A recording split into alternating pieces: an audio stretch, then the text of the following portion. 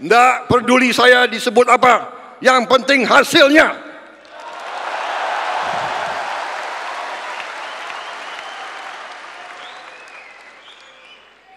Saudara-saudara, saudara minta saya bersedia dicalonkan lagi tahun 2029. Saya katakan, kalau program-program saya tidak berhasil, tidak perlu saudara calonkan saya terus. Saya kalau mengecewakan kepercayaan rakyat, saya malu untuk maju lagi.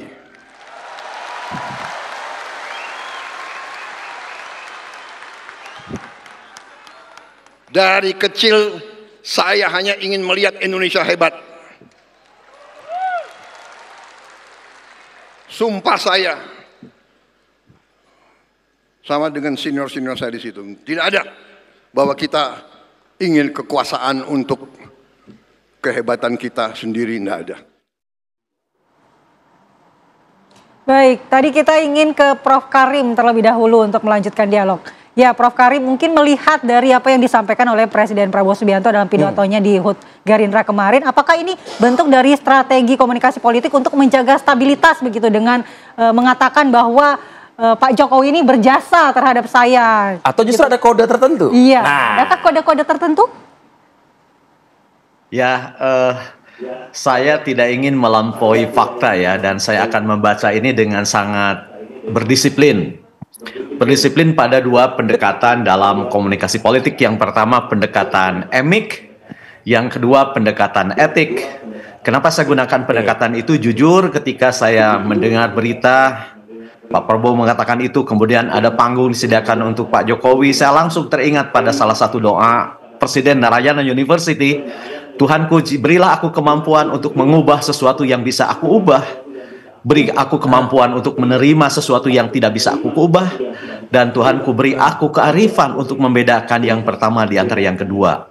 Karena apa yang terjadi kemarin itu menimbulkan dua pandangan yang berbeda. Tadi Mas Daniel menyebut ada yang suka, ada yang tidak suka. Tetapi saya melihat dari sisi emik, itu tidak bisa dilepaskan dari konteks bahwa ada dua. Yang pertama, kedekatan Prabowo Subianto dan Jokowi itu kan sudah berlangsung sejak lama. Kita melihat kedekatan antara petahana saat itu Jokowi dengan kandidat, kemudian berlanjut terbalik sekarang menjadi kedekatan antara presiden yang menggantikan dengan yang digantikannya. Ini mengandung pesan entah untuk siapa. Kenapa? Karena kesetiaan politik, loyalitas politik yang diperlihatkan oleh presiden ini adalah sesuatu yang langka saat ini. Dan untuk bisa bersikap seperti ini, butuh kepribadian yang luar biasa gitu ya. Butuh kepribadian yang luar biasa.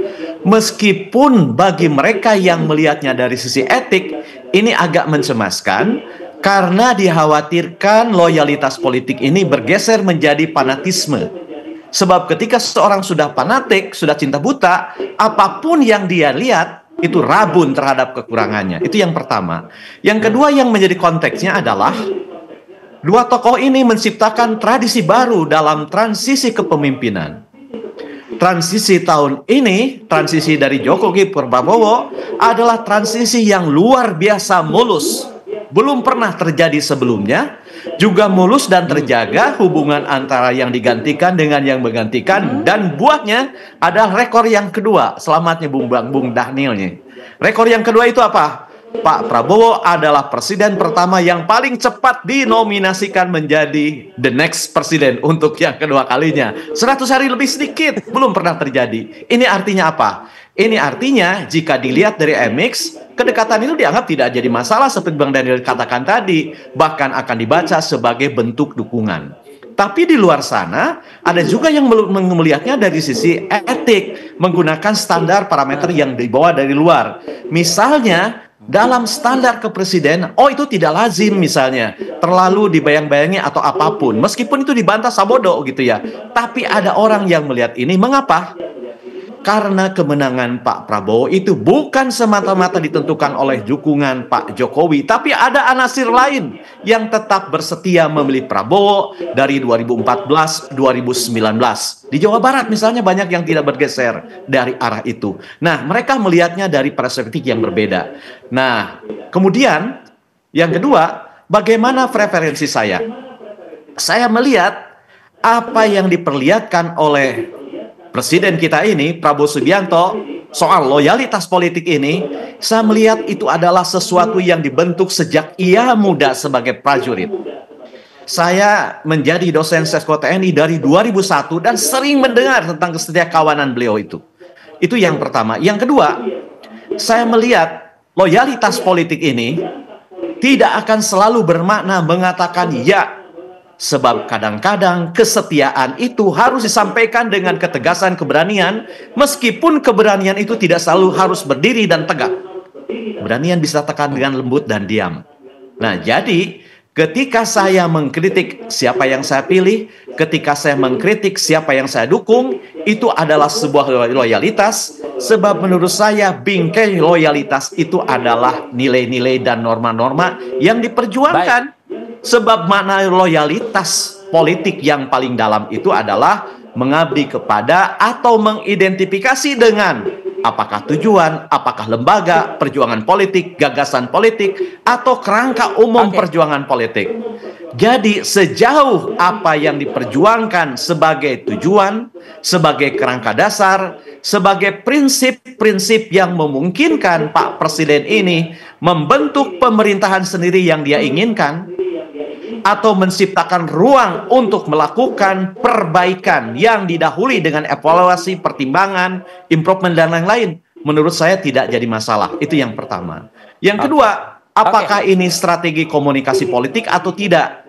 Menurut saya, kalau kita melihat sebuah pernyataan yang konsisten, yang kita dengar sejak pidato kemenangan sampai sekarang, yang menghendaki adanya persatuan, adanya kolaborasi, adanya kerjasama, saling menghormati, mikul duwur, mendem jero, itu artinya memendam kekurangan, kesalahan sedalam-dalamnya, gitu ya, dan mengangkat kebaikan setinggi-tingginya.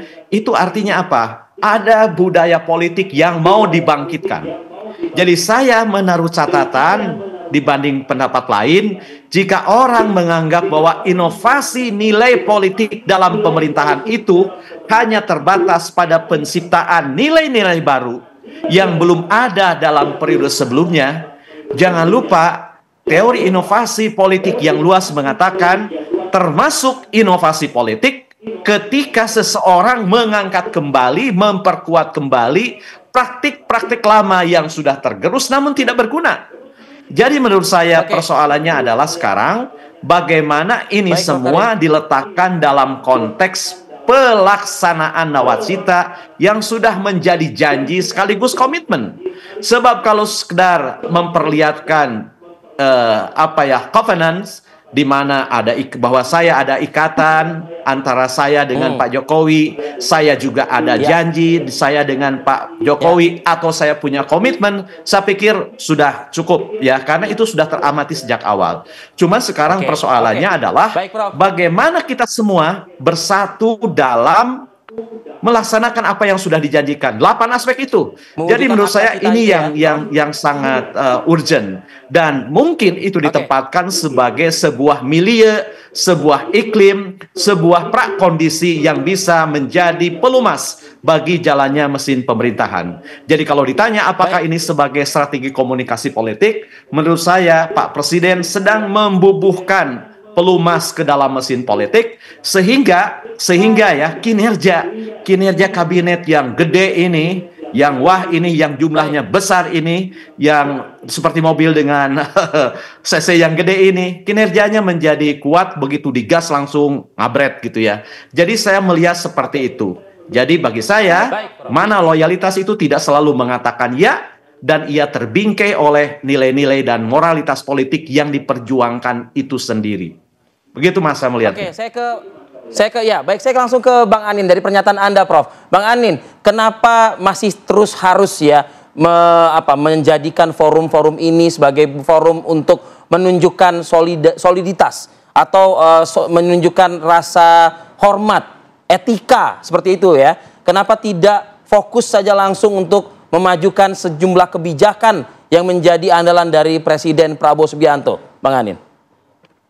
Ya, ini kan salah satu jalan untuk menunjukkan dan melakukan edukasi politik ya, bahwasannya apa namanya, kita bisa selalu kompak, selalu guyup dalam konteks persaudaraan, kemitraan politik.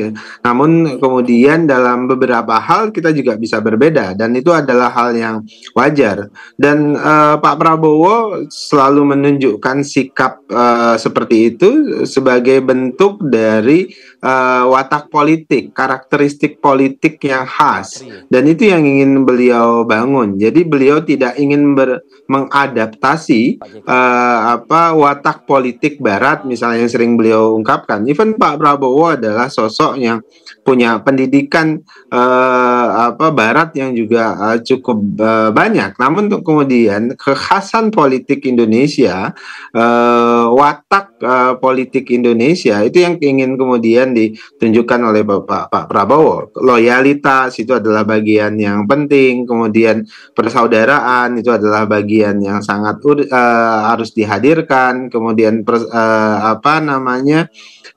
keguyuban dan sebagainya. Itu yang sedang dilakukan oleh Pak Prabowo. Tapi dalam konteks kebijakan kan banyak juga beberapa kebijakan yang justru berbeda, misalnya dengan Pak Jokowi. Pun demikian dengan presiden-presiden sebelumnya.